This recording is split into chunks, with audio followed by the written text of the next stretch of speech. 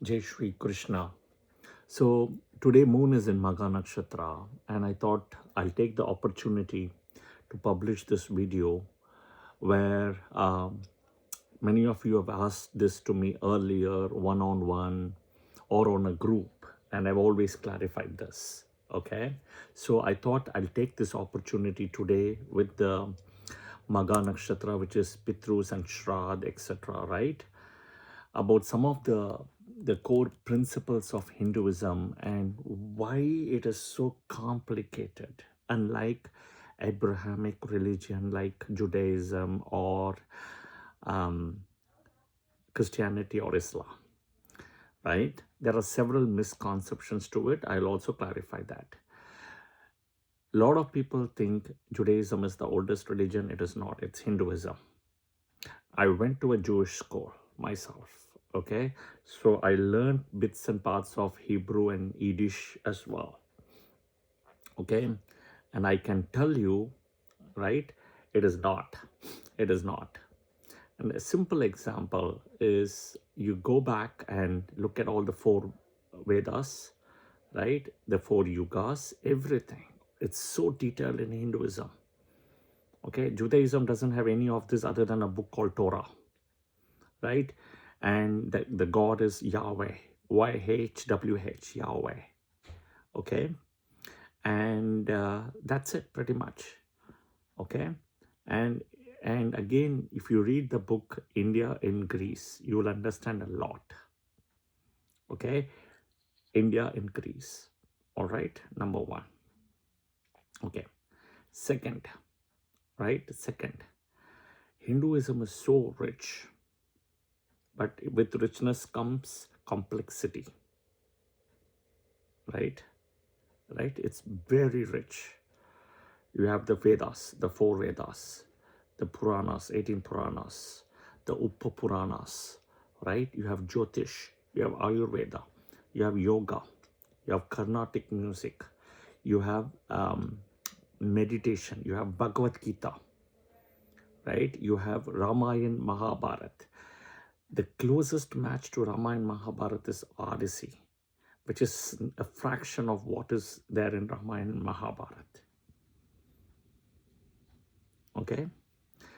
Odyssey cannot even come to Ram as an epic. All right? Okay. Second. So I hope this clarifies as well.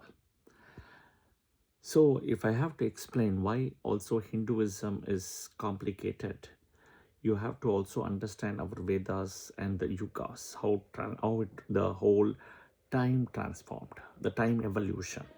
Okay? And this is how the Vedas has been constructed in a way. Back then in Satya Yuga, everybody was living the right way. And I've published videos on yugas, so watch on that as well. Okay? Second, if you see, if I have to compare parallels to current versus the past, okay, you will clearly understand, right? In those days, people who followed the Vedas were all the devas, right, who were born to Kashyapa Maharishi and Aditi. And then they had a teacher, Brihaspati, with them. The people who were not following the Vedas were born to Kashyapa and Diti, who are also called the Asuras, the Rakshas or the Daityas. Okay? That is a parallel I'm drawing today. Right? So people, the Vedas also says that to every human, right, you have a Asura part, you have a Deva part. That is the reality. All of us have that, right? The Asura part is like an animal part. That is one of the reasons where we are also told not to eat meat or seafood, because it invokes the animal part. Clear? Okay. So if you understand the parallel between these two things, you will see one important core principle associated with it, right? There is a certain way of living, which is what we call Hinduism and Sanatana Dharma. Okay? Imagine all the temples with all the so-called, Mughal invasions, British, Portuguese. Could they destroy it? They did destroy some, but could they do it? They couldn't. That is the power of Hinduism. That is the power of Sanatana Dharma, right? In those days also, you see the parallel thing. The Asuras, they will go and get the so-called, boons from the Trimurtis, especially Brahma and Shiva. And then they will do the same thing again. There's no difference between what happened those days and what happened today as a parallel story. See the same thing in India,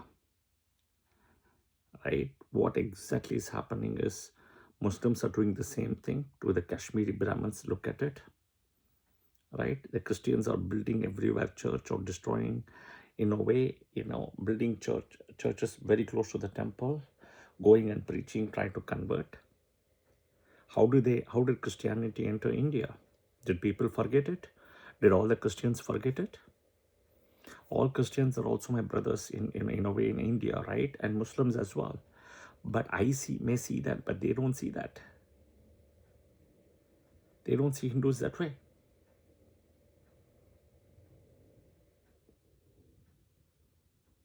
So look at how Christianity entered India.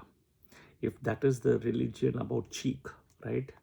Hitting you on one face and other side showing, right? But that is not the way it entered India. Why should it enter that way? The forced conversion, killing people, crucifying people. And we've seen that even in Italy it happened, in Vatican City as well. So something doesn't align up.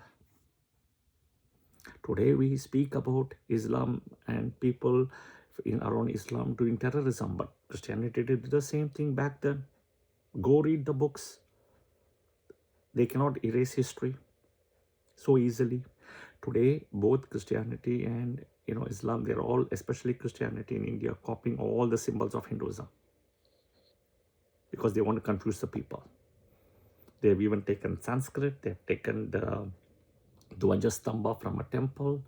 They've taken even the so-called chariot, right?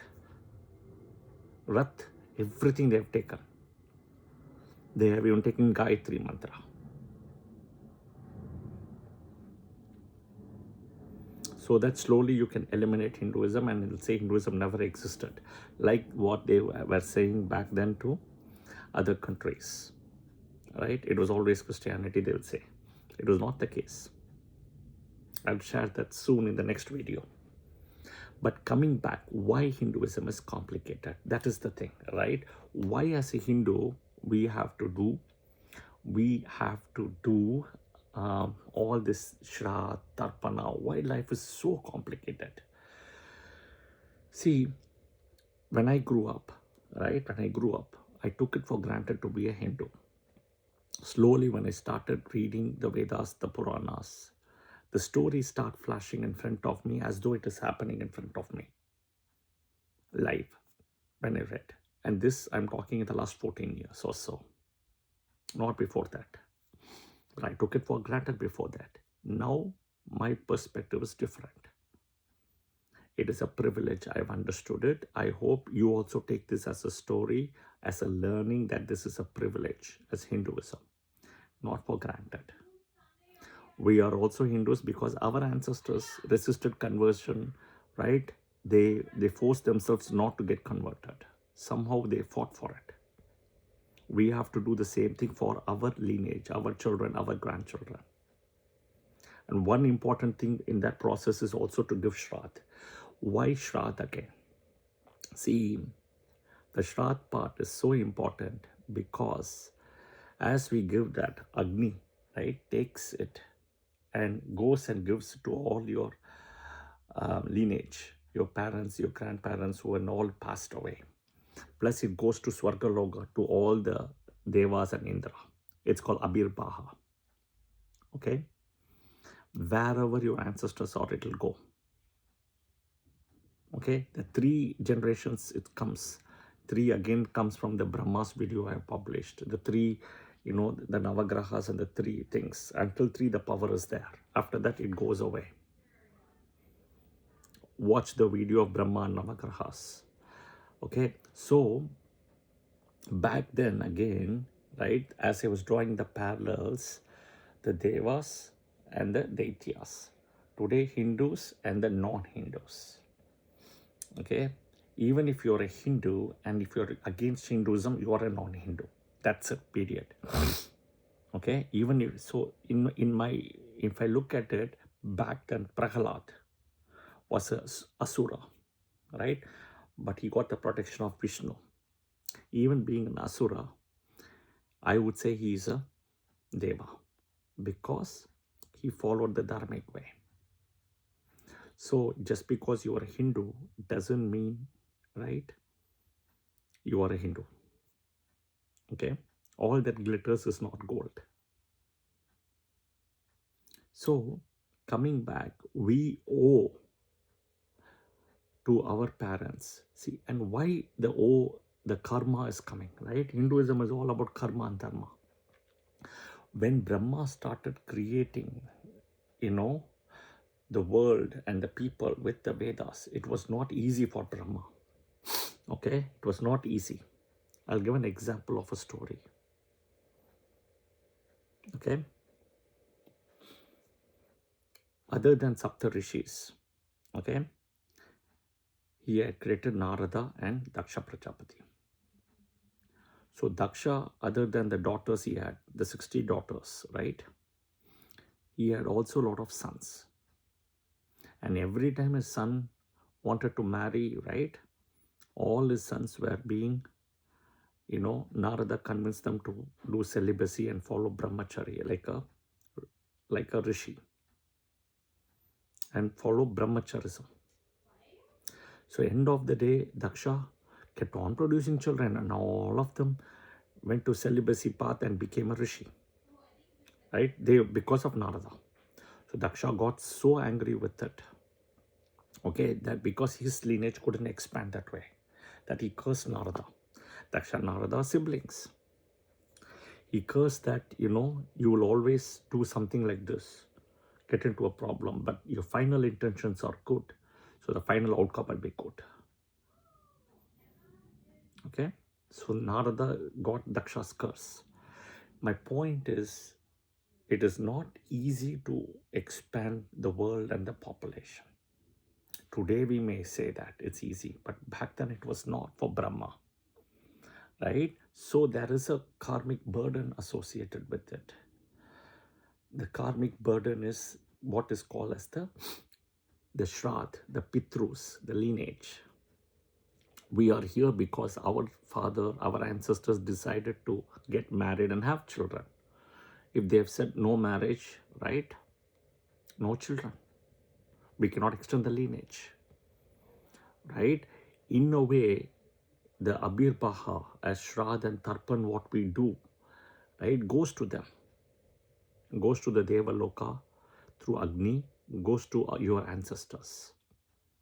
Okay, so the karmic knot is entangled and removed for you.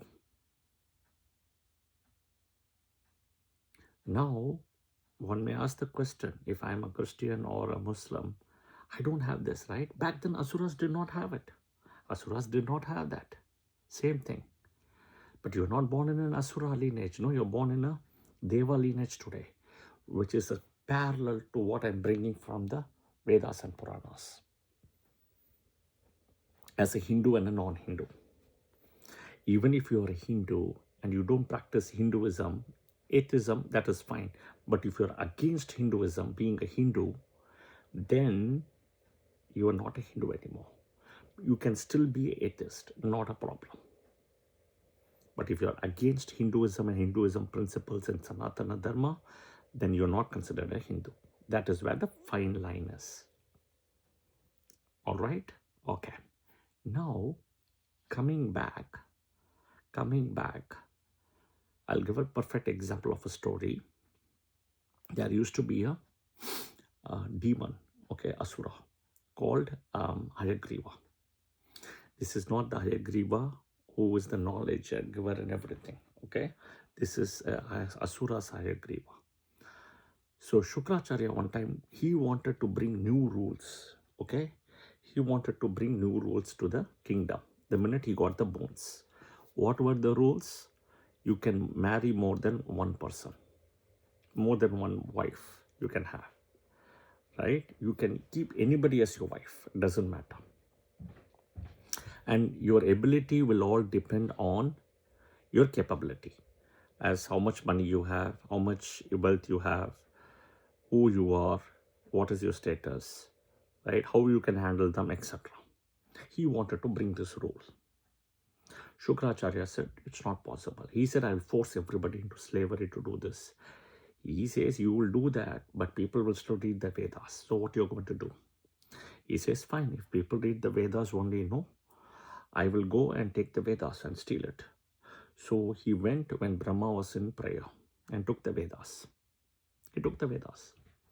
So Vishnu eventually has to come and fight Hayagriva, kill him and revive the Vedas and give it to Brahma. My point is, in those days, right, the Asuras tried to do the same thing, right? And we see that as a parallel today in today's story, as a parallel track of, Abrahamic religions. We see that. Look at in Islam, you can have 4 wives. You can see that. And for them, it's not only that they want to run a parallel track to Hinduism. For them, they want to kill Hinduism. This is the fact. As Hinduism, we have hundreds of gods. To have 1 or 2 gods is not a problem. We have given them space in India. Only in India, you can practice any religion you want. We have given space to the Jews and the Judaism as well here in India. From Adolf Hitler's massacre back then in World War II. The Jews will be very happy for it and grateful for it if you talk to them in India. Go to Bombay, go to Kerala, go anywhere. You will see that. They are a minority. They are not into conversion. They are not into any of those things. What if you see this, other 2 religions, Christianity and Islam are into. You see them in the news every day doing it.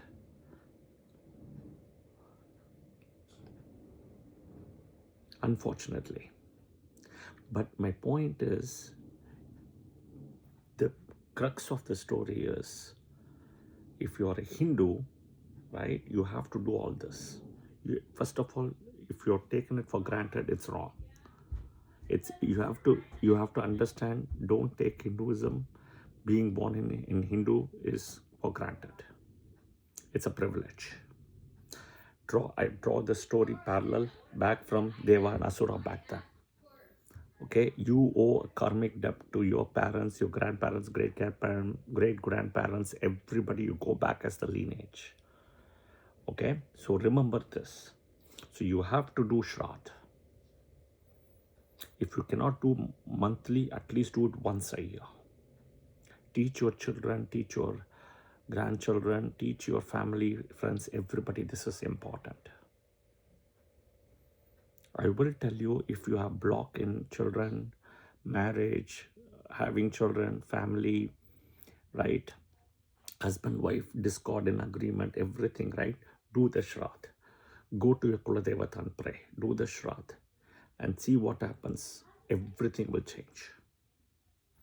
Your ancestors are not cursing you, by the way, but they're not blessing you. That is the most important thing, and you want their blessings. How do you get their blessings? Shraddha. And again, it is important in Hinduism, you do that, coming back to the parallel story. Right? There is a way to what to do. This is how our Vedas and Puranas are written. Right? So this is very important. And the richness is extremely important as what we see in Hinduism. So I hope this was helpful to compare the parallels from those days till today. And then you also have to take a pause and see, right? Consider all the 4 Vedas, the Jyotish, Vedic Astrology, Ayurveda, right? The Carnatic music, right? The Carnatic music itself is a very interesting story, because the music itself, if you see, when the world was created, it started from Om. right? Om. Science says about Big Bang and all, but Om again comes from your mouth. The only syllable what your mouth can say without a tongue movement. You don't see a tongue movement. That is the sound. So the point is, right, look at the richness. Yoga, the 18 Puranas, Upa Puranas, right? Meditation, Ramayana, Mahabharat, Shrad, Bhagavad Gita. Beautiful. Everything connects and adds up to whatever has been said. There is no, ambiguity at all. Other religions kind of saying one God, right? For a human to be born, for a child to be born, one person cannot do that. You need parents, you need doctors, you need nurses, you need relatives, you need so many people's help in that whole process of a childbirth. Okay? One person cannot invent anything. Okay, take chemistry, and I bring chemistry back again and again because the periodic table is a very good answer. You got 120 elements. Who is the father of chemistry? Nobody. Even the person who invented the periodic table cannot be called the father, right? Mendeleev periodic table is there, and then they became modern periodic table, and then elements kept on coming. So there is no one person as the inventor of anything in chemistry, physics, biology, math. So many people have contributed. That is science. That is Hinduism. Okay? So my point is, if you think you're born in Hinduism and you take it for granted, that is the problem. Okay, and it's okay. Change yourself, because I changed myself around 15, 16 years ago. I changed myself completely, that I never took it for granted. But until then, I said, okay, great. But then I realized my ancestors did not convert, which is a big blessing.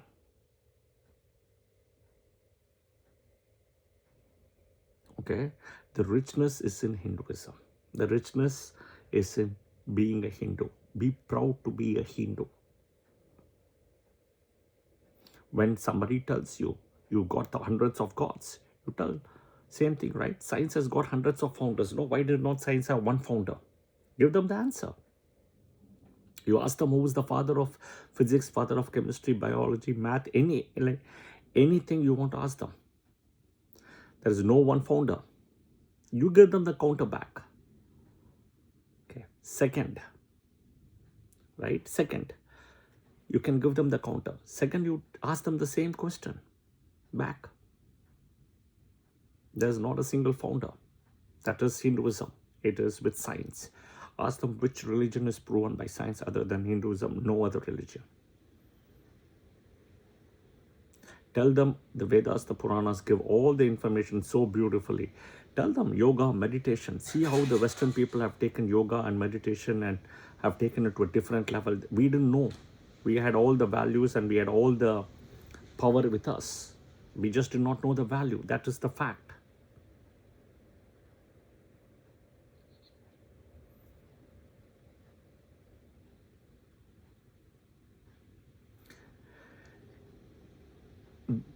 Hebrew, right? Hebrew. And if you look at right, Judaism as a religion, is not old. It is India and Sanskrit.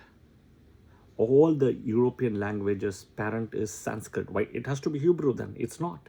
It's Sanskrit. Go and check online. It's Sanskrit. The word hour, 6th hour, 7th hour, 8th hour, right? It comes from Sanskrit word hora, H-O-R-A. Then it is not from Hebrew or any other word. It is from Sanskrit, hora. Right? We don't know what we have because we don't know the value. We take it for granted.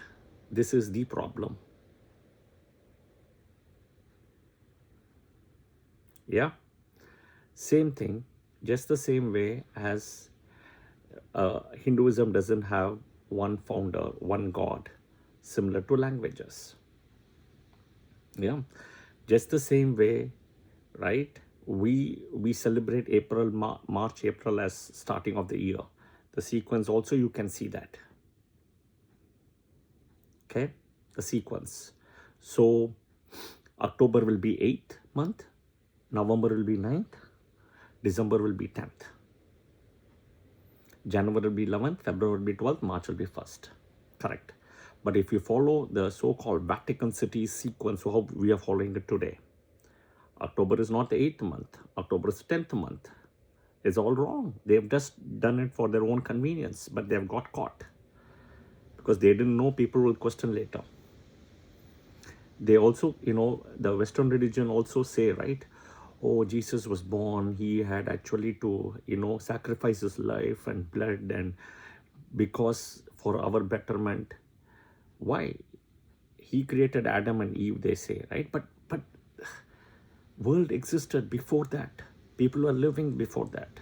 He couldn't create the religion, Christianity at the time of the time the universe was created, earth was created. He couldn't do that. And you have to build on top of another religion, which is Judaism. But okay, you sacrificed for the whole world. Great, thank you. Look at Lord Shiva, who took all the poison, and he's still alive. He's still a Chiranjeevi. He's still alive. Lord Shiva is there.